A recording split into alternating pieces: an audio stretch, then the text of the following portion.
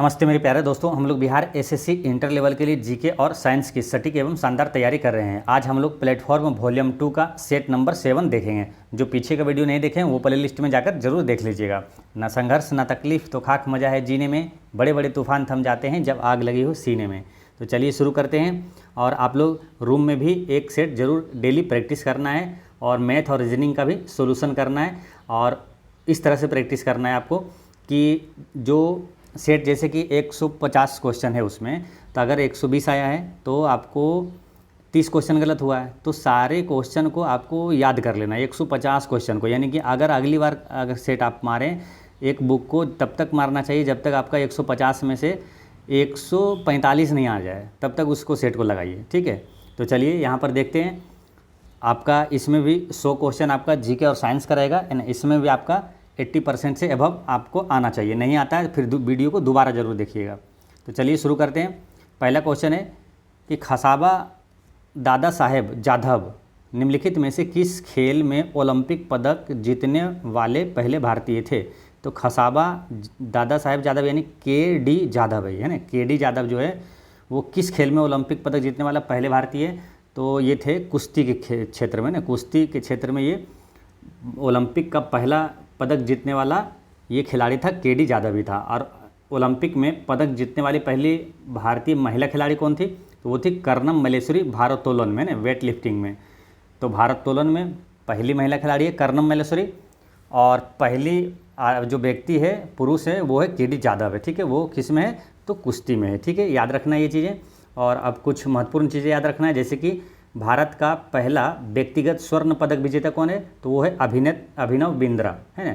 यानी कि सबसे पहले व्यक्तिगत प्रतिस्पर्धा में ओलंपिक का पहला स्वर्ण पदक विजेता है वो अभिनव बिंद्रा है, जो कि 2008 के बीजिंग ओलंपिक में स्वर्ण पदक जीता था। ठीक है, अच्छा, ओलंपिक 2020 का उद्घाटन समारोह के ध्वजवाहक कौन था? तो मनप्रीत सिंह और मेरी कॉम था। मनप्रीत सिंह जो कि हॉकी के कप्तान थे और मेरी कॉम जो कि मुक्केबाजी से संबंधित है। ठीक है, अच्छा, करंट अफेयर में कुछ याद रखना है, जैसे कि ओलंपिक 2020 कहाँ हुआ था? तो जापान के टोक्यो में हुआ था। ओलंपिक 2024 कहाँ होगा? तो ये पेरिस में होगा ना, फ्रांस के राजधानी पेरिस में होगा।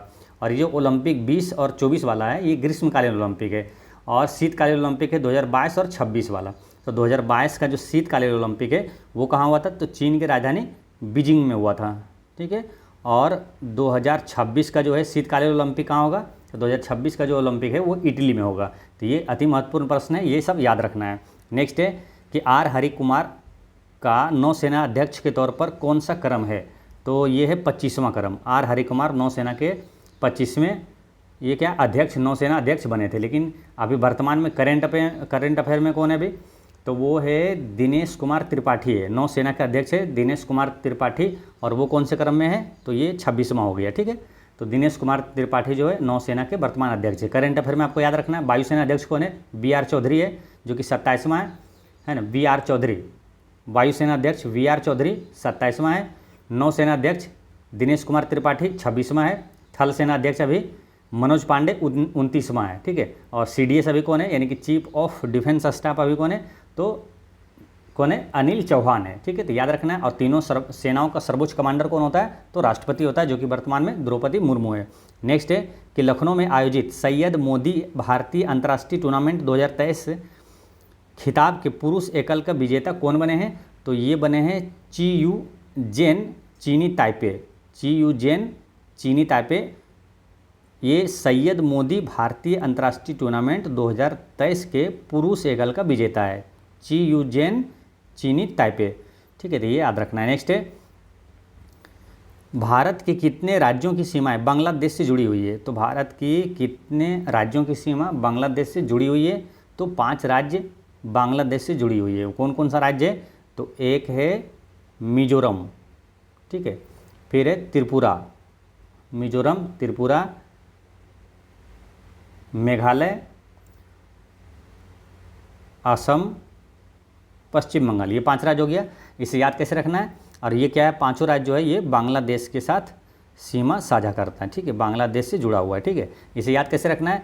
मित्र मेघा आप बांग्लादेश में हैं। ठीक है, तो मित्र मेघा आप, इससे क्या होगा? 5 राज्य हो गया और आप बांग्लादेश में हैं, यानी बांग्लादेश की सीमा से लगा हुआ है। मित्र मेघा यानी कि मिजोरम, त्रिपुरा, मेघा इन मेघालय, 3 राज्य हो गया।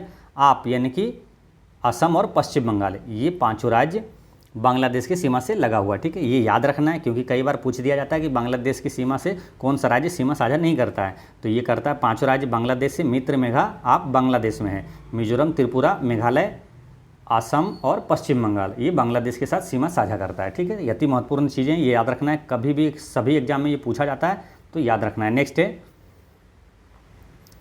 इसमें जैसे यहाँ पूछा गया है कि किस राज्य की सीमा मिजोरम से नहीं जुड़ी हुई है, तो मिजोरम से जो जुड़ी हुई है वो सीमा कौन सा, मिजोरम से, ये राज्य का ही पूछा है, कौन सी राज्य की सीमा मिजोरम से नहीं जुड़ी हुई है, तो मेघालय जो है मिजोरम से नहीं जुड़ी है।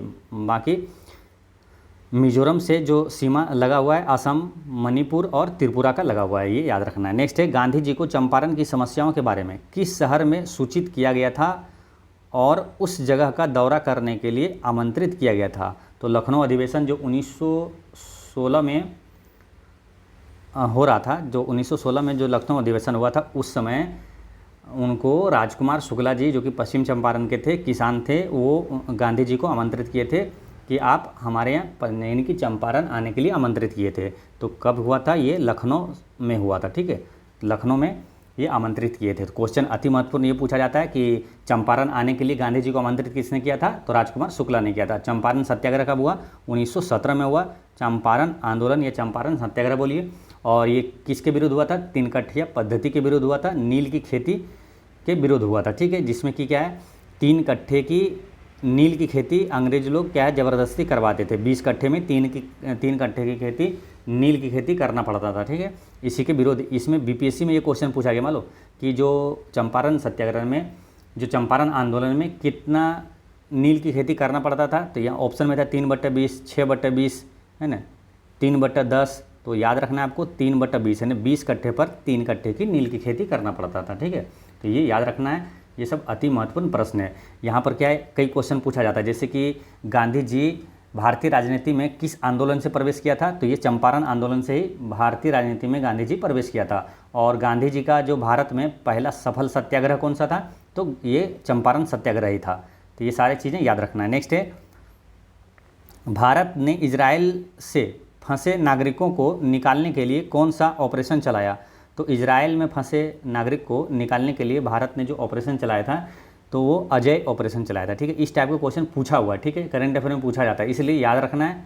तो इजराइल से फंसे लोगों के लिए निकालने के लिए अजय ऑपरेशन चलाया गया था। म्यांमार में चक्रवात में फंसे लोगों को निकालने के लिए कौन सा ऑपरेशन चलाया गया था, तो ऑपरेशन करुणा चलाया गया था, ठीक है। यहाँ 2 याद रखना है, एक तो इजराइल से फंसे तो अजय, और एक है म्यांमार में चक्रवात में फंसे लोगों को निकालने के लिए ऑपरेशन करुणा चलाया गया था। नेक्स्ट है, भारत का पहला AI स्कूल कहाँ लॉन्च किया गया है, तो भारत का पहला AI स्कूल लॉन्च किया गया कहाँ, केरल में किया गया, ठीक है। याद रखना है, AI स्कूल केरल में लॉन्च किया गया, ठीक है। केरल की राजधानी कहाँ है, तो वो तिरुअनंतपुरम में है। नेक्स्ट है कि स्वर्ण कमल पुरस्कार किस क्षेत्र में दिया जाता है, तो स्वर्ण कमल जो पुरस्कार है ये दिया जाता है सिनेमा के क्षेत्र में दिया जाता है, ठीक है। स्वर्ण कमल पुरस्कार सिनेमा के क्षेत्र में दिया जाता है। इस टाइप के प्रश्न जो है कि एग्जामों में रेगुलर पूछा जाता है, ठीक है, तो ये ध्यान रखना है। जैसे और सिनेमा के क्षेत्र में जैसे ऑस्कर अवार्ड सिनेमा के क्षेत्र में दिया जाता है, दादा साहेब फाल्के पुरस्कार सिनेमा के क्षेत्र में दिया जाता है, एक पुलित्जर पुरस्कार, ठीक है। पुलित्जर पुरस्कार किस क्षेत्र में दिया जाता है, तो पुलित्जर पुरस्कार दिया जाता है पत्रकारिता के क्षेत्र में, पुलित्जर पुरस्कार पत्रकारिता के में। अगर आप नहीं पढ़े हैं डीपली में तो एक बार पूछ दिया जाएगा, क्या मालूम, प्रीतिजकर पुरस्कार किस क्षेत्र में दिया जाता है, तो जो लोग नहीं पढ़े ये भी पत्रकारिता आंसर कर देते हैं, लेकिन ये क्या है, प्रीतिजकर जो है ये वास्तुकला के क्षेत्र में दिया जाता है ना, आर्किटेक्चर के क्षेत्र में दिया जाता है। तो याद रखना है, प्रीतिजकर वास्तुकला के क्षेत्र में दिया जाता है। अब पुलित्जर जो है ये पत्रकारिता के क्षेत्र में दिया जाता है, तो याद रखना है इसको, ठीक है। और अर्जुन पुरस्कार किस क्षेत्र में दिया जाता है, तो खेल के क्षेत्र में दिया जाता है। नेक्स्ट है, निम्नलिखित में से किसे प्रथम गांधी शांति पुरस्कार प्रदान किया गया था, तो पहला गांधी शांति पुरस्कार मिला था ये डॉक्टर जूलियस के नायरेरे को मिला था, जूलियस के नायरेरे को प्रथम गांधी शांति पुरस्कार मिला था, ठीक है। अब करंट अफेयर में आपको याद रखना है, जैसे 2023 में गांधी शांति पुरस्कार किसे मिला, तो गीता प्रेस गोरखपुर का जो गीता प्रेस है उसको मिला है 2021 के लिए दिया गया था 2023 में गीता प्रेस को, ठीक है, गांधी शांति पुरस्कार। अच्छा, इंदिरा गांधी शांति पुरस्कार 2023 किसे मिला है, तो बरेन-बोइम और अल्लू आबाद को मिला है। बरेन-बोइम याद रखना है ना, बरेन-बोइम ऐसे याद रख लेना है इसको, बरेन-बोइम और अल्लू आबाद को मिला है। ठीक है, अल्लू आबाद 2 लोगों को मिला है। ये क्या, इंदिरा गांधी शांति पुरस्कार 2023 बरेन-बोइम और अल्लू आबाद को मिला है। नेक्स्ट है कि प्रसिद्ध पुस्तक a better India a better world के लेखक कौन है। A better India a better world के लेखक कौन है, तो एन.आर. नारायण मूर्ति है। एन.आर. नारायण मूर्ति इस पुस्तक के लेखक है। A better India a better world पुस्तक के लेखक है एन.आर. नारायण मूर्ति, इसका करेक्ट आंसर हो गया। ठीक है, और एक पुस्तक याद रखना है, और अनटू द लास्ट के लेखक कौन है, जॉन रस्किन है। अनटू द लास्ट के लेखक जॉन रस्किन है। नेक्स्ट है ओलंपिक के आदर्श वाक्य में शामिल शब्द है, तो ओलंपिक के आदर्श वाक्य में शामिल शब्द ये सीटीएस भी है, अल्टीएस भी है और फोर्टियस भी है। सीटीएस, अल्टीएस, फोर्टियस ये सभी है। इसका correct answer option number D हो जाता है। नेक्स्ट है कि किस भारतीय को ब्रिटेन में इंडिया यूके अचीवर्स ऑनर्स द्वारा लाइफ टाइम अचीवमेंट अवार्ड 2023 से सम्मानित किया गया था, तो इसका करंट अफेयर का क्वेश्चन है। इसका करेक्ट आंसर है डॉक्टर मनमोहन सिंह को। ठीक है, किस भारतीय ब्रिटेन को, यानी कि डॉक्टर भारतीय को ब्रिटेन में, यानी कि डॉक्टर मनमोहन सिंह को इंडिया यूके अचीवर्स ऑनर्स द्वारा लाइफ टाइम अचीवमेंट अवार्ड 2023 दिया गया डॉक्टर मनमोहन सिंह को। नेक्स्ट क्वेश्चन है, क्वेश्चन नंबर 14, एशियाई कबड्डी चैंपियनशिप 2023 का खिताब किस देश ने जीता। एशियाई कबड्डी चैंपियनशिप 2023 का खिताब किसने जीता, तो ये भारत ने जीता था। ठीक है, एशियाई कबड्डी चैंपियनशिप 2023 का आयोजन कहाँ हुआ था, तो दक्षिण कोरिया के बुसान में हुआ था, तो ये भी याद रखना है, कहाँ हुआ, दक्षिण कोरिया के बुसान में हुआ था।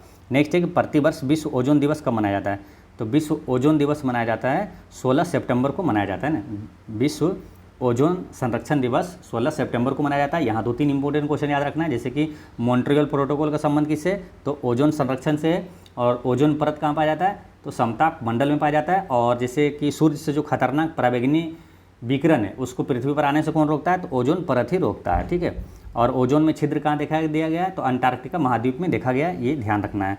ठीक है, अब यहाँ पर क्या है, आगे अब जो जीके जीएस का क्वेश्चन है, क्वेश्चन नंबर है 31 से, और ये रही बात मैथ और रीजनिंग की, तो इसका जो पूरी पीडीएफ और इसका सॉल्यूशन जो है दोनों का पीडीएफ टेलीग्राम पे डाल देंगे, वहाँ पर आप इसका सॉल्यूशन देख लीजिएगा। तो नेक्स्ट चलते हैं क्वेश्चन नंबर 31 में, निम्न शासकों में से किस एक के समय में उपनिषदों का फारसी में रूपांतरण किया गया था, तो उपनिषद का फारसी में जो अनुवाद किया था वो किया था, कौन मालूम, दारा शिकोह ने किया था।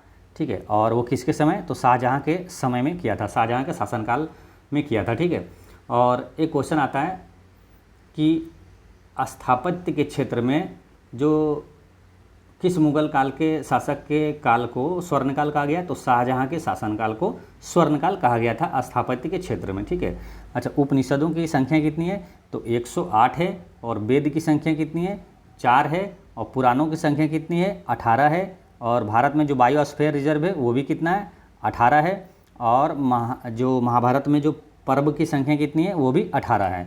नेक्स्ट है कि निम्नलिखित में से कौन सा सुमेलित नहीं है, तो बाबर के समय ये खानवा का युद्ध हुआ था, तो ये तो है ना, सही है ना, बाबर के समय खानवा का युद्ध हुआ था, बाबर और राणा सांगा के बीच हुआ था। और अकबर के समय हल्दी घाटी का युद्ध हुआ था, है ना, हल्दी घाटी का युद्ध अकबर और महाराणा प्रताप के बीच हुआ था, हल्दी घाटी का युद्ध। और हुमायूं के समय ही ये चौसा का युद्ध हुआ था ना, चौसा का युद्ध जो है हुमायूं और शेरशाह के बीच हुआ था, है ना। और रही बात जहांगीर के समय बल्ख का युद्ध, ये गलत है ना, बल्ख का युद्ध जो है ये शाहजहाँ के काल में हुआ था, शाहजहाँ के शासनकाल में हुआ था, तो इसका सुमेलित ये सही नहीं है ना, इसका करेक्ट आंसर डी हो गया। ठीक है, तो याद रखना है ये सारी चीज़ें। नेक्स्ट है कि 1907 ईस्वी में भारतीय राष्ट्रीय कांग्रेस के सूरत के वार्षिक अधिवेशन के अध्यक्ष कौन था, तो 1907 के सूरत अधिवेशन का अध्यक्ष कौन था, तो रास बिहारी बोस था। ठीक है, 1907 से एक अति महत्वपूर्ण प्रश्न आएगा कि कांग्रेस का पहली बार जो विभाजन हुआ था नरम दल और गरम दल में कब हुआ था, तो 1907 के सूरत अधिवेशन में हुआ था। ठीक है, और फिर इसका जो नरम दल और गरम दल का मिलन कब हुआ था, तो 1916 में लखनऊ अधिवेशन में हुआ था, जिसे लखनऊ समझौता के नाम से भी जाना जाता है। नेक्स्ट है कि अशोक के सबसे बड़े प्रधान शिलालेख कौन सा है? तो अशोक का सबसे बड़े प्रधान शिलालेख का नाम वो है कौन सा?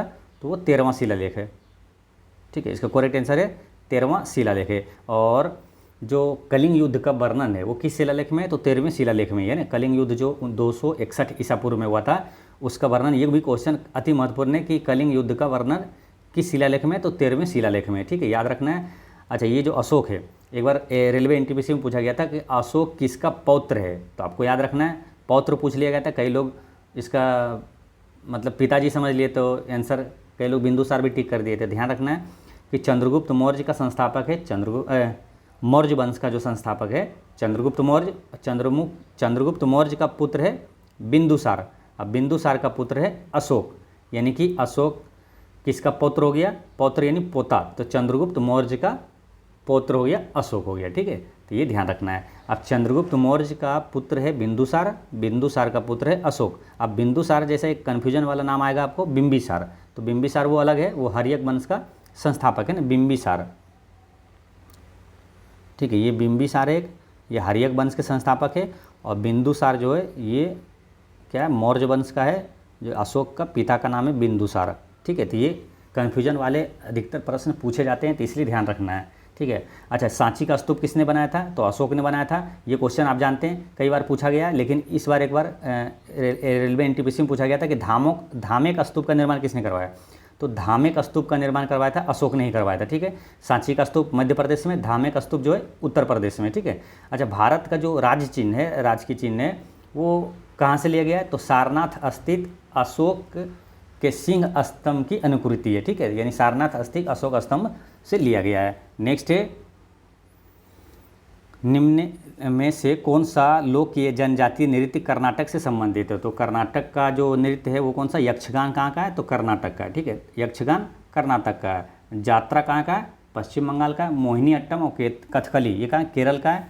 लावनी और तमाशा महाराष्ट्र का है। कथक उत्तर भारत का है। जट जाटिन और विदेशिया ये बिहार का है। याद रखना इसे, है ना। शास्त्रीय नृत्य ओडिसी किस प्रदेश की उपज है? तो ओडिसी कहाँ का है? ओडिशा का है ना। ओडिसी ओडिशा का है। ये अति महत्वपूर्ण प्रश्न है, यहाँ से निश्चित रूप से हमेशा एग्जाम में पूछा जाता है, चाहे 10 साल पहले एग्जाम हुआ हो या 10 साल बाद होगा, ये क्वेश्चन इसे पूछा ही जाएगा, शास्त्रीय नृत्य और लोक नृत्य से। ठीक है, तो अभी वर्तमान में शास्त्रीय नृत्य कितने हैं भारत में? तो 9 है शास्त्रीय नृत्य। ठीक है, अब क्वेश्चन पूछ लिया जाएगा कौन कहाँ का है, किस राज्य का, तो ये याद रखना है आपको। ठीक है, ओडिसी जैसे उड़ीसा का हो गया, और कुचिपुड़ी आंध्र प्रदेश का हो गया।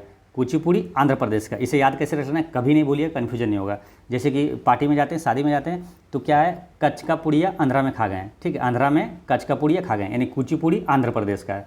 कुचिपुड़ी यानी कच्छ का पुड़िया आंध्रा में खा गए, तो कुचिपुड़ी क्या हो गया? आंध्र प्रदेश का हो गया। ठीक है, इसमें कोई कन्फ्यूजन नहीं होगा।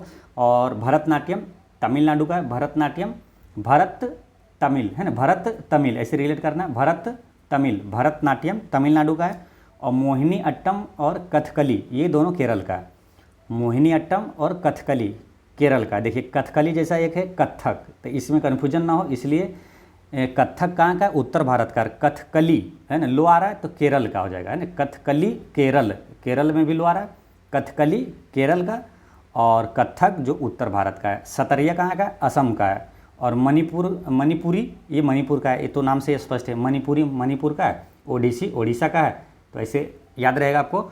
और अब एक नया जो है शास्त्रीय नृत्य का दर्जा दिया गया, छाऊ है ना। छाऊ जो है नया शास्त्रीय नृत्य का दर्जा दिया गया, ये कहाँ का है? तो ये 3 राज्यों में प्रमुख है, उड़ीसा, झारखंड और पश्चिम बंगाल में ये नृत्य किया जाता है। ठीक है, उड़ीसा, झारखंड और पश्चिम बंगाल में। तो ये सारे अति महत्वपूर्ण प्रश्न हैं, किसी भी कम्पिटिटिव एग्जाम का आप देते हैं, एग्जाम देंगे तो उसमें ये सब काम आने वाला है। नेक्स्ट है, स्वेज नहर के दोनों सिरों पर स्थित पतन युग्म है। तो स्वेज नहर के दोनों सिरों पर स्थित जो है पतन यानी कि पोर्ट जो है वो पूछा जा रहा है, तो वो है इसमें से तो कोई नहीं। ठीक है, इसका आंसर हो जाएगा उपर्युक्त में से कोई नहीं, क्योंकि उत्तरी प्रवेश द्वार पर है पोर्ट सईद। जो स्वेज नहर का उत्तरी प्रवेश द्वार पर है पोर्ट सईद, तथा दक्षिणी प्रवेश द्वार पर है पोर्ट स्वेज। पोर्ट स्वेज नाम है। ठीक है, तो ये ध्यान रखना है। अब इससे ज़्यादा महत्वपूर्ण कई बार एग्जाम में पूछा गया कि स्वेज नहर किसको किसको जोड़ती है, तो स्वेज नहर लाल सागर को भूमध्य सागर से जोड़ता है। ठीक है, लाल सागर को भूमध्य सागर से जोड़ता है, इसे याद रखना है कि स्वेज नहर से लाभ मिलता है, यानी कि लाल सागर को भूमध्य सागर से जोड़ता है। एक पनामा नहर का कई बार पूछा जाता है, तो पनामा नहर जो है वो किसको किससे जोड़ता है, प्रशांत महासागर को अटलांटिक महासागर से जोड़ता है। पनामा नहर प्रशांत महासागर अटलांटिक महासागर, पनामा प्रशांत महासागर अटलांटिक महासागर। तो ये सारी चीज़ें अति महत्वपूर्ण है, याद रखना है हमेशा। नेक्स्ट है, किन दो पर्वत श्रेणियों के मध्य कश्मीर घाटी स्थित है। तो कश्मीर घाटी स्थित है किन दो पर्वत श्रेणियों के बीच, तो यह है बृहद हिमालय और फिर पंजाल के बीच स्थित है, बृहद हिमालय और फिर पंजाल के बीच स्थित है, ठीक है। अच्छा, अभी करेंट अफेयर में इस टाइप के क्वेश्चन पूछा गया था और पूछा जाता है अति महत्वपूर्ण, जैसे पूछ लिया जाएगा ना कि जम्मू कश्मीर केंद्र शासित राज्य के रूप में कब इसका गठन हुआ, तो आपको याद रखना है, अति महत्वपूर्ण क्वेश्चन है ये। जम्मू कश्मीर और लद्दाख दो केंद्र शासित प्रदेश का गठन ये दोनों का हुआ था 31 अक्टूबर 2019 में हुआ था, ठीक है। याद रखना है मेन चीज़ें, अक्टूबर याद रखना है, आपको याद रहेगा अक्टूबर वहाँ पर दे देगा, 31 दिसंबर दे देगा, 31 सितंबर दे देगा 2019, तो याद रखना है 31 अक्टूबर 2019 को, ठीक है, ये ध्यान रखना है। अच्छा, सर्वाधिक केसर का उत्पादन कहाँ होता है, तो जम्मू कश्मीर में होता है। करेंट अफेयर में जो क्वेश्चन पूछा जाता है, और ये याद रखना है आपको कि जम्मू कश्मीर का वर्तमान उपराज्यपाल कौन है, तो मनोज सिन्हा है। लद्दाख का वर्तमान उपराज्यपाल BD मिश्रा है। नेक्स्ट क्वेश्चन है क्वेश्चन नंबर 39, शून्य आधार बजट की अवधारणा दी, तो ये किसने दिया था, तो शून्य आधारित बजट की अवधारणा ये पीटर ए पायर ने दिया था। शून्य आधारित बजट की अवधारणा पीटर ए पायर ने दिया था। अच्छा, भारत में शून्य बेस बजट यानी शून्य आधारित बजट पहली बार किस वर्ष प्रयोग किया गया था, याद रखना है किस वर्ष प्रयोग किया गया था, तो 1987 में किया गया था। और यह शुरू हुआ था 1983 में, विज्ञान और प्रौद्योगिकी विभाग के द्वारा ये शुरू किया गया था 1983 में, लेकिन प्रयोग 1987 में हुआ था ये। नेक्स्ट है कि भारत के विदेशी मुद्रा कोषों का संरक्षण कौन करता है, तो विदेशी मुद्रा कोषों का संरक्षण कौन करता है, तो RBI करता है ना। विदेशी मुद्रा का जो है संरक्षण RBI करता है, रिजर्व बैंक ऑफ इंडिया, क्योंकि ये भारत का केंद्रीय बैंक है। भारत का केंद्रीय बैंक कौन सा है, RBI है। RBI की स्थापना कब हुआ था, तो 1 अप्रैल 1935 को हुआ था। और RBI का मुख्यालय कहाँ है, तो मुंबई में है। RBI का वर्तमान अभी गवर्नर कौन है, तो शक्तिकांत दास है। करेंट अफेयर में याद रखना है। और RBI को बैंकों का बैंक भी कहा जाता है, भारत का केंद्रीय बैंक है। और साख नीति मुद्रा नीति कौन जारी करता है, तो ये RBI ही करता है। तो ये सारी चीज़ें याद रखना है। नेक्स्ट है करेंट अफेयर में महत्वपूर्ण, सबसे महत्वपूर्ण ये याद रखना बस कि RBI का वर्तमान गवर्नर शक्तिकांत दास है। नेक्स्ट है कि पशुओं के प्रति क्रूरता की रोकथाम भारत के संविधान की 7वीं अनुसूची में दी गई है, देश सूची में सूचीबद्ध है। तो इसका आंसर क्या होगा मालूम, ये समवर्ती सूची में है। यानी कि पशुओं के प्रति क्रूरता की रोकथाम भारत के संविधान की 7वीं सूची में दी गई है और समवर्ती सूची में सूचीबद्ध किया गया है इसको, ठीक है। तो ये ध्यान रखना है। अब यहाँ से कुछ महत्वपूर्ण प्रश्न याद रखना है, जैसे कृषि एवं पशुपालन, ये किस अनुच्छेद में है, तो भाग 4 के अनुच्छेद 48 में है। अनुच्छेद 48 में कृषि एवं पशुपालन है।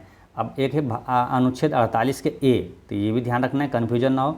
अनुच्छेद 48 के ए में पर्यावरण, वन तथा वन्य जीवों की रक्षा, है ना, पर्यावरण, वन तथा वन्य जीवों की रक्षा। नेक्स्ट है पहचाने कि भारत में कृषि के संबंध में निम्नलिखित में से कौन सा कथन सही है, तो कौन सा कथन सही है ये पूछा जा रहा है। पहला क्या है, भारत में रबी की फसलें अक्टूबर से दिसंबर तक बोई जाती है, ये सही है। और मार्च अप्रैल तक काटी जाती है, ये सही है। क्योंकि ये रबी के फसल में कौन आता है मालूम, जैसे मेन चीज़ें गेहूँ ध्यान रखिए ना, गेहूँ क्या है अक्टूबर दिसंबर में बोई जाती है और मार्च अप्रैल में तक ये काटी जाती है, तो ये सही है। और दूसरा क्या, भारत में रबी के दौरान उगाए जाने वाली प्रमुख फसलें धान, मक्का, यहीं गलत हो जाता है, क्योंकि धान जो है ना ये खरीफ की फसल है ना, और गेहूँ जो है वो रबी का है, लेकिन धान जो है खरीफ का फसल है। तो यहाँ क्या है, रबी के दौरान, तो ये गलत हो जाता है 2। और तीसरा क्या है, औस, अमन और बोरो असम, पश्चिम बंगाल और ओडिशा में धान की 3 फसलें हैं, तो ये भी सही है, यानी 1 और 3 सही है इसका है। तो इसका करेक्ट आंसर हो जाएगा ऑप्शन नंबर ए, 1 और 3 सही है, ठीक है। चलिए नेक्स्ट क्वेश्चन है 1917 में महात्मा गांधी ने दमनकारी बगान व्यवस्था के खिलाफ किसानों को संघर्ष के लिए प्रेरित करने के लिए देश का दौरा किया। तो 1917 में गांधी जी ने दमनकारी बगान व्यवस्था के खिलाफ लड़ने के लिए, किसानों को संघर्ष के लिए प्रेरित के लिए कहाँ का दौरा किया था, तो ये किया था चंपारण का, है ना, चंपारण सत्याग्रह का हुआ 1917 में हुआ था। चंपारण आने के लिए गांधी जी को आमंत्रित किसने किया था? राजकुमार शुक्ला ने किया था। गांधी जी का पहला सफल सत्याग्रह जो भारत में, वो 1917 का है, चंपारण सत्याग्रह है। और गांधी जी राजनीतिक में जो सक्रिय रूप में प्रवेश किए थे तो 1917 का जो है चंपारण आंदोलन से ही किए थे। चीज़ें ये सारे याद रखना है। नेक्स्ट है कि स्वतंत्रता संग्राम के दौरान हुई घटनाओं को कालानुक्रमिक रूप से व्यवस्थित करें। तो कालानुक्रमिक रूप से व्यवस्थित करने के लिए इसका ईस्वी जानना पड़ेगा कि ये कब कब हुआ। जैसे जालियांवाला बाग हत्याकांड कब हुआ? तो 13 अप्रैल 1919 को हुआ था ये। और भारत छोड़ो आंदोलन 1942 को हुआ था। और ध्वज सत्याग्रह है, ये ध्वज सत्याग्रह कब हुआ था? 1923 में हुआ था ये, ठीक है। और असहयोग आंदोलन मालूम है 1920 में हुआ था। तो पहले नंबर पर कौन आ जाएगा? 1919 वाला। उसके बाद 1920 का, तो 1919 यानी 1, है ना, 1। और उसके बाद डायरेक्ट 4, तो 1 और 4 पहले किस में है? तो ऑप्शन नंबर 2 में है। तो इसका करेक्ट आंसर ऑप्शन नंबर 2 हो गया। नेक्स्ट क्वेश्चन है, भारत में खरीफ की बुआई किस माह में होती है? खरीफ यानी कि धान, ठीक है, और रबी मतलब गेहूँ। तो खरीफ यानी धान, तो धान की बुआई किस समय होती है? तो ये जून जुलाई में होता है ना, जून जुलाई बरसात के समय मोरिया रोपते हैं, तो वही वाला है। तो जून जुलाई में धान की खरीफ की बुआई होती है। और इसकी कटाई कब होती है? तो अक्टूबर नवंबर में होती है, ठीक है। कब? तो अक्टूबर नवंबर यानी कि छठ पूजा के समय, ठीक है। अच्छा, खरीफ के में आ जाता है, कुछ याद रखना, खरीफ में धान, मक्का, ज्वार, बाजरा, ये सब खरीफ की फसल है। और रबी की फसल में आ जाएगा गेहूँ, जौ, आलू, चना, ठीक है। और रबी की फसल है यानी कि गेहूं की, वो अक्टूबर नवंबर में बोई जाती है और मार्च अप्रैल में इसको होलिया में काट लिया जाता है। नेक्स्ट है, अब इसका जीके और साइंस का क्वेश्चन है 61 से। 61 में क्या है? भारत में मृदा विस्तार का सही अवरोही क्रम क्या है? तो भारत में मृदा विस्तार का सही अवरोही क्रम क्या है? तो इसका करेक्ट आंसर है ऑप्शन नंबर बी, सबसे अवरोही क्रम में पूछ रहा है, यानी कि घटते क्रम में, यानी सबसे ज़्यादा है जलोढ़ मिट्टी, उसके बाद लाल मिट्टी, और उससे कम है काली मिट्टी, और सबसे कम है लेटराइट मिट्टी, ठीक है। मिट्टी से भी कई क्वेश्चन अति महत्वपूर्ण है जो कि एग्जामों में पूछा जाता है, ठीक है। जैसे आपसे पूछा जाता है एक कि चाय और कॉफ़ी के लिए सर्वाधिक उपयुक्त मिट्टी कौन सा है? तो वो लेटेराइट मिट्टी है। काजू के लिए सर्वाधिक उपयुक्त मिट्टी लाल लेटराइट मिट्टी है। ये अभी बिहार टीचर जो 2023 में एग्जाम हुआ उसमें पूछा गया था कि काजू के लिए सर्वाधिक उपयुक्त मिट्टी कौन सा है? तो लाल लेटराइट मिट्टी है। अच्छा, कपास की खेती के लिए कौन सा उपयुक्त है? तो काली मिट्टी है, ठीक है, जिसे काली कपासी मिट्टी भी कहा जाता है। तो याद रखना है ये सारी चीज़ें। अच्छा, भारत में सबसे ज़्यादा क्षेत्रफल में कौन सी मिट्टी पाई जाती है? तो वो जलोढ़ मिट्टी है, ठीक है। और सबसे सर्वाधिक उपजाऊ मिट्टी कौन सी है? तो वो जलोढ़ मिट्टी है। तो ये सारे अति महत्वपूर्ण चीज़ें हैं, हमेशा याद रखना है ना, ताकि आपके बाल बच्चे भी पूछे तो आप उसको बता सकें। नेक्स्ट है कि निम्न में से किस वर्ष फजल अली आयोग ने अपनी रिपोर्ट प्रस्तुत की? किस वर्ष फजल अली आयोग ने अपनी रिपोर्ट प्रस्तुत की है? तो ये किया है 1955 में, है ना। फजल अली आयोग ने अपनी रिपोर्ट प्रस्तुत कब किया है? तो 1955 में किया है। नेक्स्ट है कि चुनावों के दौरान राजनीतिक दलों और उम्मीदवारों द्वारा अनुपालन किए जाने वाली आदर्श आचरण संहिता है। तो वो को क्या है? मेन चीज़ें क्या है कि चुनाव के दौरान जो है राजनीतिक दलों और उम्मीदवारों द्वारा अनुपालन किए जाने वाली आदर्श आचरण संहिता है। तो वो क्या है? लोक प्रतिनिधित्व अधिनियम 1951 में विनिर्दिष्ट है, ठीक है। लोक प्रतिनिधित्व अधिनियम 1951 में भी निर्दिष्ट है, ठीक है। यहाँ से चुनाव से रिलेटेड कुछ अति महत्वपूर्ण प्रश्न याद रखना है जो कि पूछा जाता है। जैसे कि भारत निर्वाचन आयोग की स्थापना कब हुआ था? तो ये हुआ था 25 जनवरी, ठीक है, 25 जनवरी 1950 को हुआ था, है ना। भारत निर्वाचन आयोग की स्थापना 25 जनवरी 1950 को हुआ था। और राष्ट्रीय मतदाता दिवस कब मनाया जाता है? तो ये डेट यहीं से लिया गया, 25 जनवरी को मनाया जाता है। राष्ट्रीय मतदाता दिवस 25 जनवरी को मनाया जाता है क्योंकि 25 जनवरी 1950 को भारत निर्वाचन आयोग की स्थापना हुआ था। अच्छा, मतदान देने की आयु 21 वर्ष से घटाकर 18 वर्ष कब किया गया था? तो 1989 में किया गया था। और किस संविधान संशोधन के द्वारा किया गया था? ये भी पूछा जाता है। 61वां संविधान संशोधन के द्वारा ये 21 वर्ष से आयु घटाकर 18 वर्ष किया गया था। नेक्स्ट क्वेश्चन है कि भारतीय संविधान के किस भाग में कल्याणकारी राज्य का विचार है? तो किस भाग में कल्याणकारी राज्य का विचार है? तो यह राज्य के नीति निर्देशक तत्व में दिया हुआ, ठीक है। राज्य के नीति निर्देशक तत्व किस भाग में? तो भाग 4 में है, ठीक है। और भाग 4 के अनुच्छेद 36 से 51 है। ठीक है, याद रखना है, राज्य के निर्देशक तत्व जो भाग 4 के अनुच्छेद 36 से 51 में है। और यहाँ पर कन्फ्यूजन वाला एक चीज़ है, मूल कर्तव्य किस भाग में है, तो यो याद रखना है, मूल कर्तव्य जो है भाग 4 के को में है। ठीक है, और अनुच्छेद जो है वो 51 के को में है। ठीक है, ये मूल कर्तव्य। ठीक है, तो ये ध्यान रखना है कि राज्य के निर्देशक तत्व भाग 4 में है और मूल कर्तव्य जो भाग 4 के को में है, और मूल कर्तव्य का अनुच्छेद जो है 51 के को है। नेक्स्ट है, पहली बार पाकिस्तान शब्द का प्रयोग किसने किया था, तो ये क्या था, चौधरी रहमत अली ने पहली बार पाकिस्तान शब्द का प्रयोग किया था। अच्छा, पाकिस्तान का भी वर्तमान में अभी प्रधानमंत्री कौन है, शहबाज शरीफ है। पाकिस्तान की मुद्रा का नाम क्या है, रुपया है। नेक्स्ट है कि भूटान का आधिकारिक भाषा क्या है, तो भूटान का आधिकारिक भाषा है, भूटान का आधिकारिक भाषा है आपका भूटान का क्या है, भूटान का है मैंदारिन। तो मैंदारिन है कहाँ का मालूम, ये है चीन का। मैंदारिन जो है भाषा ये चीन का है, और भूटान का है आपका जोंगखा है, जोंगखा जो भाषा है। और एक चीज़ ये ध्यान रखना मालूम, ये जो बिहार एसएससी सीजीएल 2023 का एग्ज़ाम हुआ, 2022 में जो एग्ज़ाम हुआ था उसमें ये क्वेश्चन पूछा गया था, चीन की आधिकारिक भाषा क्या है, तो मंदारिन है। ठीक है, तो ये ध्यान रखना है। तो ये अति महत्वपूर्ण क्वेश्चन हो जाता है, इस टाइप के प्रश्न पूछा जाता है। ठीक है, खास करके जो पड़ोसी देश है भारत का, उससे उसके राजधानी, मुद्रा और भाषा, ये सभी आपको याद रखना है। ठीक है, तो भूटान का आधिकारिक भाषा यहाँ क्या हो गया, जोंगखा है। चीन का क्या है, मंदारिन है। ठीक है, तो ये ध्यान रखना है। अच्छा, भूटान की राजधानी कहाँ है, थिम्पू है। भूटान का भी वर्तमान में प्रधानमंत्री कौन है, तसेरिंग तोब्गे, तसेरिंग तोब्गे। भूटान की मुद्रा क्या है, नगुल्ट्रम। भूटान का राष्ट्रीय खेल क्या है, तो तीरंदाजी। तो ये इतना चीज़ें याद रखना है। नेक्स्ट है कि निम्नलिखित में से कौन सा सुमेलित नहीं है, तो देश और राजधानी अति महत्वपूर्ण होता है, जब भी मिले इसको महत्वपूर्ण चीज़ें याद रखना है। और भारत के जो पड़ोसी देश है उसका तो याद रखना है। ठीक है, यानी कि स्थलीय सीमा से और जलीय सीमा से जो लगा है। तो यूक्रेन की राजधानी कीव, ये सही है। और पूछा कौन सुमेलित नहीं है, फिनलैंड की राजधानी हेलसिंकी, ये भी सही है। और जो इथोपिया की राजधानी लुसाका, ये गलत है, क्योंकि इथोपिया की राजधानी है अदिस अबाबा, है ना। इथोपिया की राजधानी अदिस अबाबा है, तो ये इसका आंसर यही हो जाता है। और बोलिविया की राजधानी ला पाज, इसका सही है।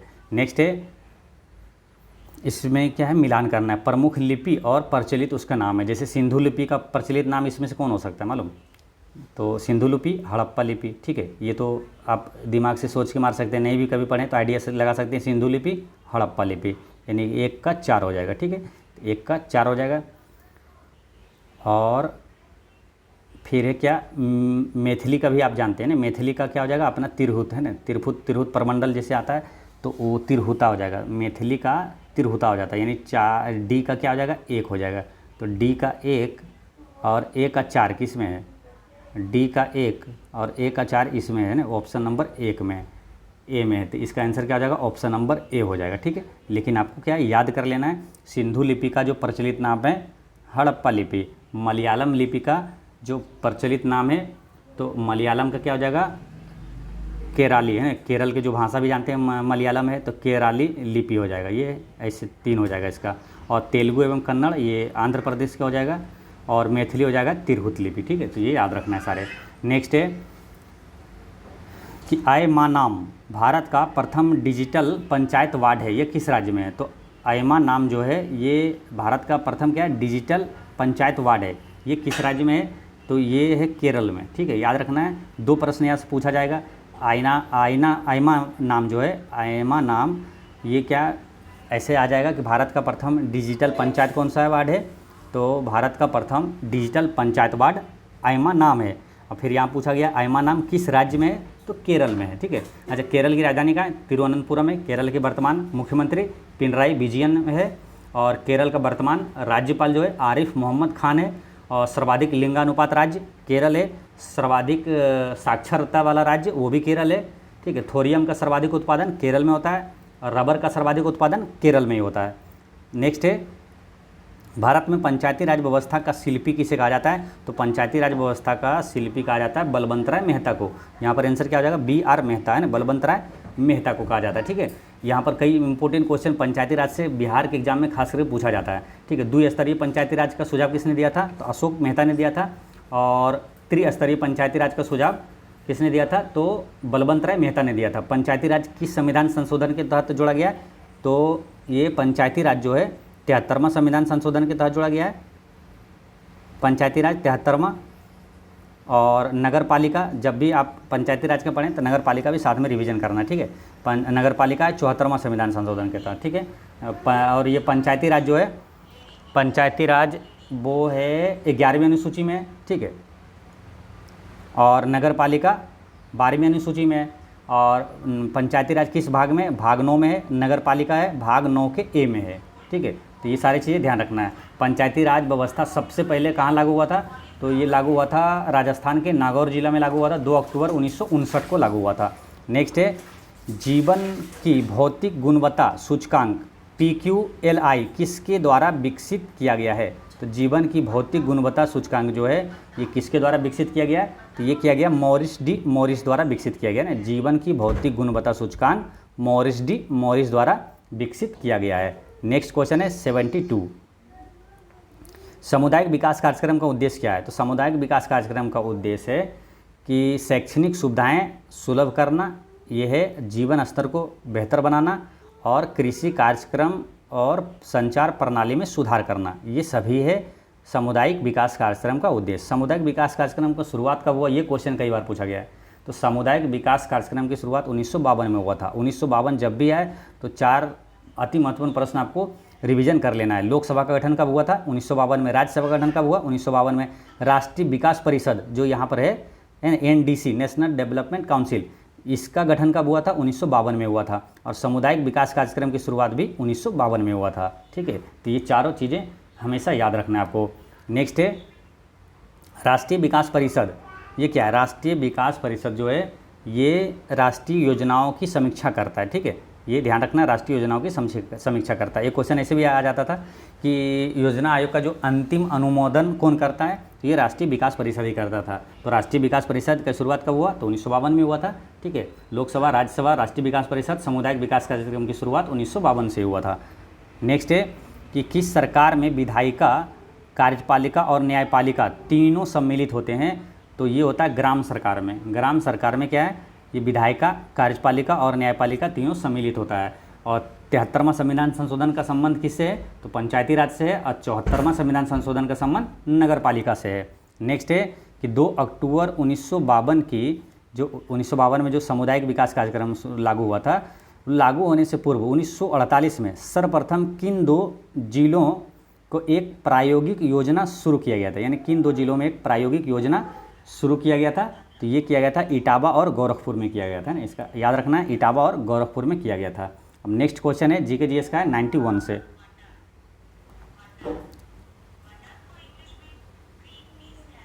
क्वेश्चन नंबर है 91, निम्नलिखित में से किस देश की थल सीमा भारत के साथ नहीं जुड़ी हुई है? तो ये अति महत्वपूर्ण प्रश्न है, हमेशा एग्जाम में पूछा जाता है इस टाइप के क्वेश्चन। तो आपको याद रखना है कि भारत का स्थलीय सीमा से लगे कितने देश है? तो 7 देश है। कौन कौन सा है? तो आपको याद होगा, है ना। 7 देश है। कौन कौन सा स्थलीय सीमा से? बांग्लादेश, चीन, पाकिस्तान, नेपाल और म्यांमार, भूटान और अफ़गानिस्तान। इसे याद कैसे रखना है? बचपन में MBA किया, बचपन से हो गया। बांग्लादेश, चीन, पाकिस्तान, 9 से नेपाल, ठीक है। और म्यांमार, भूटान और अफ़गानिस्तान। तो इसमें कौन सा नहीं है? तो इसमें श्रीलंका नहीं है, है ना। स्थलीय सीमा से श्रीलंका नहीं है। बाकी देखिए भूटान है ना, और नेपाल भी है और पाकिस्तान भी है। तो ये स्थलीय सीमा से लगा हुआ है। तो इसका आंसर क्या हो जाएगा? Option number C. श्रीलंका और मालदीव क्या है? ये समुद्री सीमा से लगा हुआ है, ठीक है। तो याद रखना है ये 7 देश जो है ये स्थलीय सीमा से लगा हुआ है। बचपन में MBA किया, ठीक है। बचपन यानी कि बांग्लादेश, चीन, पाकिस्तान, नेपाल, और MBA यानी म्यांमार, भूटान और अफ़गानिस्तान। और एक चीज़ यहाँ पर ध्यान रखना है कि अति महत्वपूर्ण चीज़ यहाँ पर है कि ये क्रम से भी है मालूम। सबसे ज़्यादा जो स्थलीय सीमा से लगा है वो बांग्लादेश है, ठीक है। क्वेश्चन आता है कि सबसे ज़्यादा लंबी जो है स्थलीय सीमा किस देश का है भारत के साथ? तो बांग्लादेश का है। सबसे कम किसका है? वो अफ़गानिस्तान के साथ है, ठीक है। तो सीरियल से है, सबसे ज़्यादा है स्थलीय सीमा लगा वो बांग्लादेश का, फिर है चीन का, उससे कम पाकिस्तान, फिर नेपाल, उससे कम म्यांमार, फिर भूटान और सबसे कम है अफ़गानिस्तान का, ठीक है। एक बार अभी बिहार SSC CGL 2022 में ही पूछा गया था कि किस देश की सीमा भारत के साथ सबसे कम लगती है, ठीक है। अब सबसे कम ऑप्शन में वो अफगानिस्तान था नहीं, ठीक है, तो उसका आंसर क्या हो गया था, भूटान हो गया था। तो ये चीज़ें भी ध्यान रखना है, अगर ऑप्शन में अफगानिस्तान नहीं तो भूटान आंसर हो जाएगा, अगर भूटान और अफगानिस्तान दोनों नहीं है तो आंसर सबसे कम में क्या हो जाएगा, म्यांमार हो जाएगा। तो ये सारे चीज़ें इस टाइप के भी ध्यान रखना है ना, बचपन में MBA किया तो ये ध्यान रखेंगे तो आंसर कुछ भी क्वेश्चन घुमा के पूछेगा तो आपका आंसर लग जाएगा, ठीक है। तो ये ध्यान रखना है। तो चलिए नेक्स्ट देखते हैं कि मानस नदी निम्नलिखित में से किस पड़ोसी देश से भारत में सीधे प्रवेश करती है। तो मानस नदी जो है किस पड़ोसी देश से भारत में सीधे प्रवेश करती है, तो ये भूटान से सीधे प्रवेश करती है, ठीक है। अच्छा, मानस नाम के एक राष्ट्रीय उद्यान भी है मालूम, मानस राष्ट्रीय उद्यान कहाँ, तो वो असम में है। काजीरंगा राष्ट्रीय उद्यान भी असम में है। काजीरंगा राष्ट्रीय उद्यान जो कि एक सिंह वाले गेंडे के लिए विश्व प्रसिद्ध है, काजीरंगा राष्ट्रीय उद्यान असम में है। नेक्स्ट है कि भारतीय रुपये का नया मुद्रा प्रतीक जो है, नया मुद्रा प्रतीक क्या है, ऐसे है ना, ये वाला, ये नया मुद्रा प्रतीक जो है आधिकारिक तौर पर किस वर्ष अपनाया गया था, तो आधिकारिक तौर पर ये 2010 में अपनाया गया था। यहाँ से दो अति महत्वपूर्ण प्रश्न पूछा जाता है कि जो रुपये का चिन्ह है ये वाला, ये दिया किसने, तो ये दिया था इंजीनियर था उदय कुमार। और एक क्वेश्चन ये भी आ जाता है कि वो उदय कुमार जो है किस IIT का वो छात्र था, तो IIT बॉम्बे का ये छात्र था, ठीक है। तो ये ध्यान रखना है। नेक्स्ट है कि संस्कृति और शिक्षा का अधिकार वर्णित है। तो संस्कृति और शिक्षा का अधिकार जो है वो किस में मालूम, अनुच्छेद 29 और 30 में, अनुच्छेद 29 और 30 में। अनुच्छेद 29 में क्या है, अल्पसंख्यक वर्गों के हितों का संरक्षण, और अनुच्छेद 30 में क्या है, तो अनुच्छेद 30 में अल्पसंख्यक वर्गों को शिक्षा संस्थान की स्थापना और उसके प्रशासन के संचालन का अधिकार, ठीक है। तो ये ध्यान रखना है। नेक्स्ट है कि लोकसभा के प्रथम विपक्ष के नेता कौन थे, तो प्रथम विपक्ष के नेता थे राम सुभग सिंह। लोकसभा के प्रथम जो विपक्ष के नेता हो गया राम सुभग सिंह। अच्छा, लोकसभा के प्रथम अध्यक्ष कौन था, तो वो था जीवी मावलंकर। लोकसभा का अभी लोकसभा के प्रथम अध्यक्ष हो गया जीवी मावलंकर। लोकसभा का पहली महिला अध्यक्ष कौन थी, तो वो मीरा कुमार थी। और लोकसभा के वर्तमान में करंट अफेयर में याद रखना है, वर्तमान अध्यक्ष कौन है अभी, ओम बिड़ला है। नेक्स्ट है कक्षा में सबसे पीछे बेंच पर बैठा कोई विद्यार्थी श्याम पट पर लिखे अक्षरों को पढ़ सकता है, ठीक है। देखिए पीछे बैठा हुआ है कक्षा में, ठीक है, और श्याम पट पर यानी कि बोर्ड पर जो लिखा है वो अक्षरों को पढ़ सकता है, परंतु पाठ्य पुस्तक में लिखे अक्षरों को यानी कि बुक जो है वो अब उसके पास ही रहता है ना, बेंच पे रखा, वो नहीं पढ़ पाता है।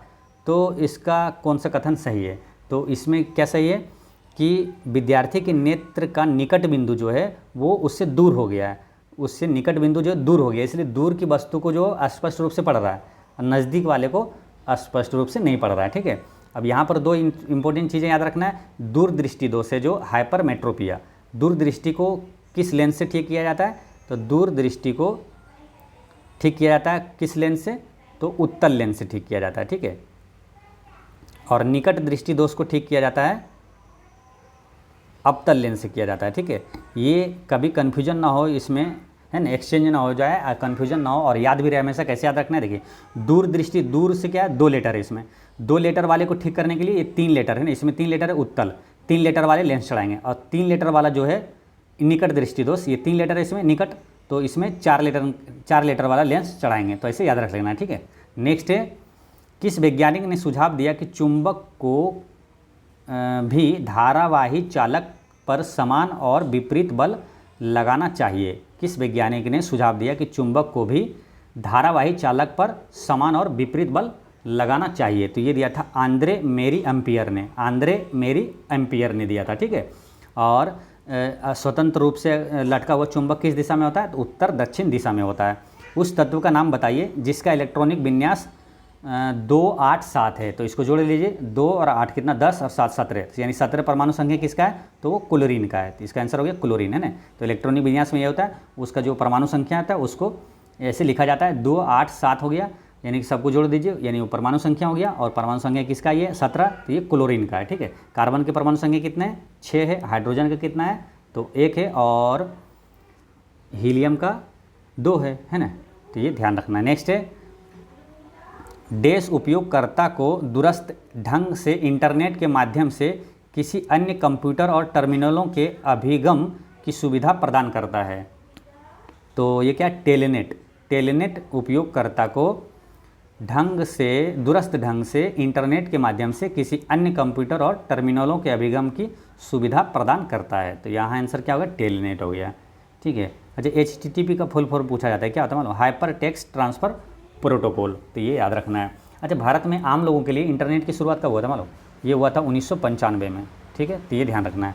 नेक्स्ट है कि यदि मटर के गोल तथा हरे रंग के बीज वाले पौधे कैपिटल RR और स्मॉल YY और झुर्रीदार तथा पीले रंग के बीज वाले पौधे स्मॉल RR और कैपिटल YY में संकरण कराया जाए तो F1 के बीज कैसे होंगे।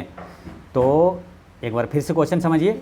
यदि मटर के गोल तथा हरे रंग के बीज वाले पौधे और झुर्रीदार तथा पीले रंग के बीज वाले पौधे में संकरण कराया जाए तो F1 का बीज कैसा होगा, तो ये गोल और पीले होंगे, है ना, याद रखना है, गोल और पीले होंगे।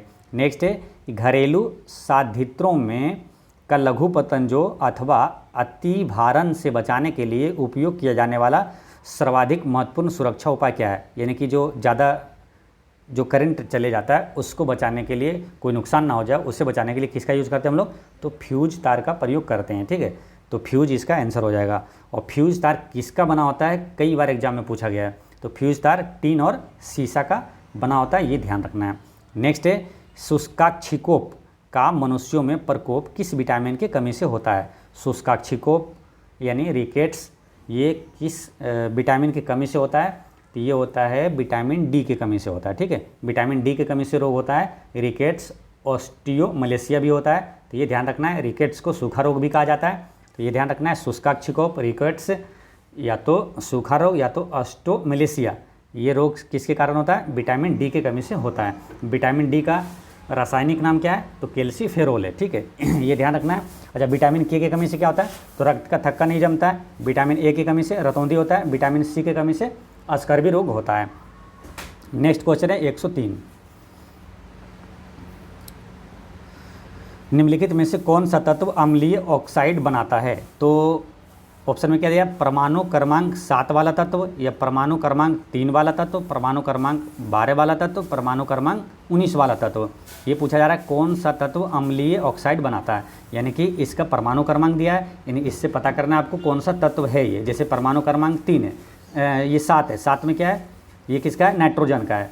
ठीक है, तो नाइट्रोजन है क्या, ये धातु ये अधातु, ये पता करना है। क्योंकि आपको ये याद रखना है, हमेशा डायरेक्ट क्वेश्चन पूछा जाता है कि जो अधातुएं हैं ये क्या बनाता है, या तो पूछा जाएगा अम्लीय ऑक्साइड कौन बनाता है, धातु या धातु। तो ध्यान रखना है, अधातुएं अम्लीय ऑक्साइड बनाता है। ठीक है, और धातुएं जो है वो क्षारीय ऑक्साइड बनाता है।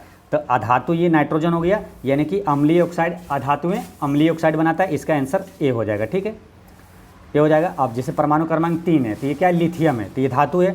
तो धातु क्या होगा, ये क्षारीय ऑक्साइड बनाता है। परमाणु क्रमांक 12 ये मैग्नीशियम, ये भी धातु है।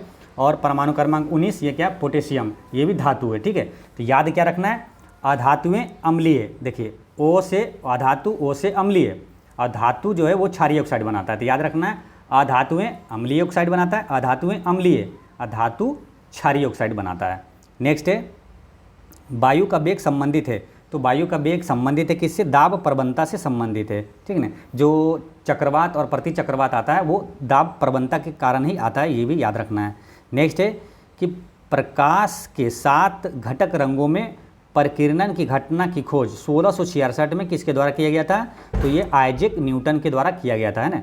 प्रकाश के 7 रंगों में परिकिरणन की घटना की खोज 1666 में किसके द्वारा किया गया, तो आइजैक न्यूटन ने किया था। ठीक है, और परिकिरणन में जैसे कि सबसे अधिक परिकिरणन किसका होता है, तो बैगनी रंग का होता है। सबसे कम परिकिरणन किसका होता है, तो लाल रंग का होता है। ठीक है, और आइजैक न्यूटन से, यानी कि गति का नियम किसने दिया था, तो न्यूटन ने ही दिया था। गुरुत्वाकर्षण का नियम किसने दिया था, तो न्यूटन ने ही दिया था। ठीक है, चलिए नेक्स्ट देखते हैं। अब जीके जीएस का प्रश्न है आपका 121 से, क्वेश्चन नंबर 121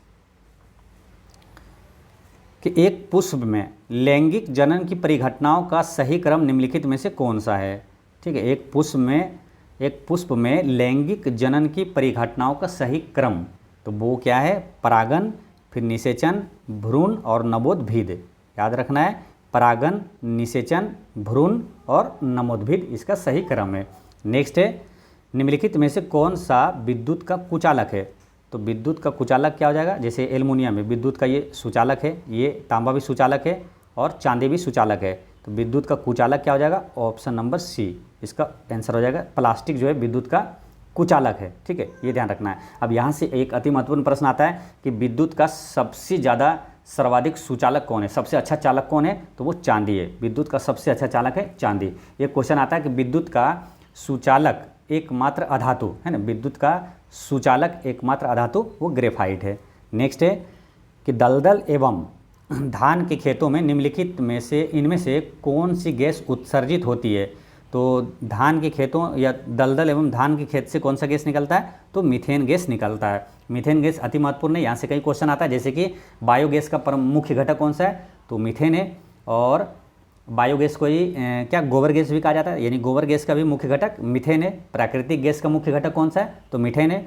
मीथेन है। और कोयला के खदान से जो कौन सा गैस निकलता है, जैसे कोयला के खदान में जो विस्फोट का कारण कौन सा गैस होता है? तो मीथेन ही होता है। और मीथेन को मार्स गैस भी कहा जाता है। मीथेन का सूत्र क्या होता है? CH4 होता है। ठीक है, तो ये ध्यान रखना है। नेक्स्ट है कि निम्नलिखित में से किस विटामिन की कमी से घावों से अत्यधिक रक्तस्राव होता है? यानी कि रक्तस्राव जो है ये किसके कमी से हो जाता है? विटामिन के की कमी से ना, विटामिन के की कमी से रक्त का स्राव होता है। ठीक है, रक्त का थक्का नहीं बनता है। तो याद रखना है विटामिन के की कमी से। अब ये जो घावों से, इसी तरह एक क्वेश्चन आता है कि घाव भरने वाला विटामिन कौन सा? यानी कि घाव भरने में सबसे सहायक विटामिन है वो विटामिन सी है। ये ध्यान रखना है। अच्छा, विटामिन ई की कमी से क्या होता है? जनन क्षमता में कमी हो जाती है। विटामिन डी की कमी से रिकेट्स रोग होता है, ऑस्टियोमलेशिया रोग होता है। ठीक है, रिकेट्स यानी कि सूखा रोग भी कहा जाता है इसे। और विटामिन ए की कमी से रतौंधी रोग होता है। नेक्स्ट है जंतुओं के किस समूह का नाम उनकी कांटेदार त्वचा के कारण रखा गया है और उनमें विशिष्ट जल संवहन नाल तंत्र पाया जाता है जो उनके चलन में सहायक है? ठीक है, जंतुओं के किस समूह का नाम उनके कांटेदार त्वचा के कारण रखा गया है और उनमें जो क्या विशिष्ट जल संवहन नाल तंत्र पाया जाता है जो उनके चलन में सहायक होता है? तो ये क्या है? इकाइनोडर्मेटा है। ठीक है, इकाइनोडर्मेटा संघ के अंदर जो भी जंतु आता है वो जलीय होता है ना, जल से संबंधित होता है। ठीक है, और इकाइनोडर्मेटा संघ में आता है कौन कौन सा? जैसे स्टारफिश, ब्रिटल स्टार, समुद्री खीरा, समुद्री आर्चिन, ये सब जीव इकाइनोडर्मेटा संघ में आता है। नेक्स्ट है कि भू अस्थिर कक्षा की ऊंचाई क्या है? तो कई बार एग्जाम में आपसे मिला होगा, कई बार सेट मारते हुए मिला होगा। भू अस्थिर कक्षा की ऊंचाई लगभग 36,000 किलोमीटर होता है। तो इसका आंसर क्या हो जाएगा? ऑप्शन नंबर सी हो जाएगा, है ना, 35,786 किलोमीटर। नेक्स्ट है कि फ्लाई ऐश प्रदूषण किसके द्वारा होता है? तो फ्लाई ऐश प्रदूषण होता है थर्मल पावर प्लांट से होता है। फ्लाई ऐश प्रदूषण थर्मल पावर प्लांट से होता है। नेक्स्ट है निम्नलिखित में से कौन सा आर्किमिडीज के सिद्धांत पर आधारित नहीं है? तो आर्किमिडीज का सिद्धांत मोटा मोटी ऐसे समझिए ये आएगा जल से संबंधित, है ना, ये पानी से तैरने से जैसे सिद्धांत है तो ऐसे में रिलेटेड आएगा। तो जैसे जहाज़ों और पनडुब्बियों में की डिजाइनिंग ये आर्किमिडीज के सिद्धांत से संबंधित है। और जैसे हवाई जहाज़ के पंखे, ये हवा वाला ये नहीं आएगा। ठीक है, बाकी हाइड्रोमीटर, ये जो जिसको जल का घनत्व मापते हैं हाइड्रोमीटर से, ये भी आएगा आर्किमिडीज के सिद्धांत पर आधारित है। लेक्टोमीटर भी, जैसे जल की दूध का शुद्धता या तो दूध का घनत्व मापते हैं लेक्टोमीटर से, तो ये भी क्या है? आर्किमिडीज के सिद्धांत से संबंधित है। ये ऑप्शन नंबर बी जो है ये आर्किमिडीज के सिद्धांत पर आधारित नहीं है। ठीक है, ये ध्यान रखना है। नेक्स्ट है इलेक्ट्रोइनसेफेलोग्राम, है ना, इलेक्ट्रोइनसेफेलोग्राफ, ये क्या है? EEG का प्रयोग किया जाता है। तो EEG का प्रयोग किया जाता है एपिलेप्सी को पहचानने के लिए। ये किससे संबंधित है? मस्तिष्क से संबंधित है। एक EEG है और एक इसी तरह है ECG। ठीक है, एक क्या है? ECG। ठीक है, ECG का संबंध किससे है? इलेक्ट्रोकार्डियोग्राम, इसका संबंध हृदय से है। ठीक है, याद रखना है EEG जो है ये मस्तिष्क से और ECG जो है ये हृदय से संबंधित है। नेक्स्ट है कि परमाणु के केंद्र के चारों ओर इलेक्ट्रॉन बिना ऊर्जा खोए वृत्ताकार पथ पर घूमता है, ये किसने कहा? परमाणु के केंद्र के चारों ओर इलेक्ट्रॉन बिना ऊर्जा खोए वृत्ताकार पथ पर घूमता है, ये किसने कहा था? तो ये नील्स बोर ने कहा था, है ना, नील्स बोर ने किया था।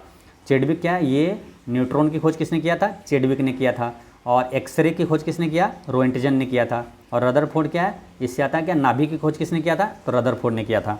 नेक्स्ट है पौधों को इनमें से कौन से पोषक तत्व मिट्टी से प्राप्त होते हैं? तो मिट्टी से प्राप्त होता है कौन सा इसमें है?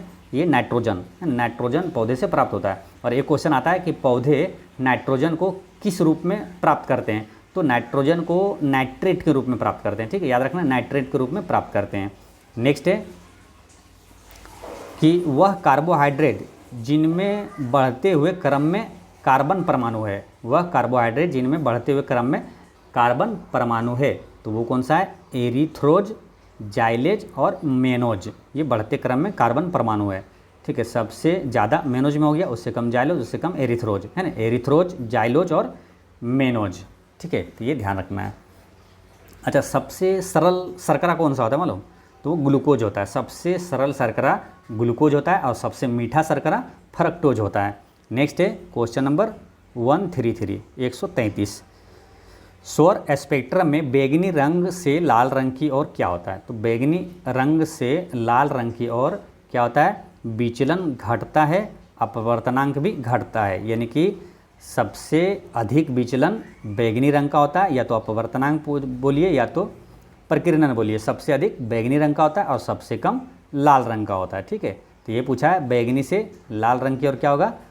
तो घटेगा, है ना। सबसे अधिक प्रकीर्णन या विचलन या तो अपवर्तनांक बैंगनी का सबसे कम हो जाता है, लाल रंग का हो जाता है। ठीक है, तो ये ध्यान रखना है।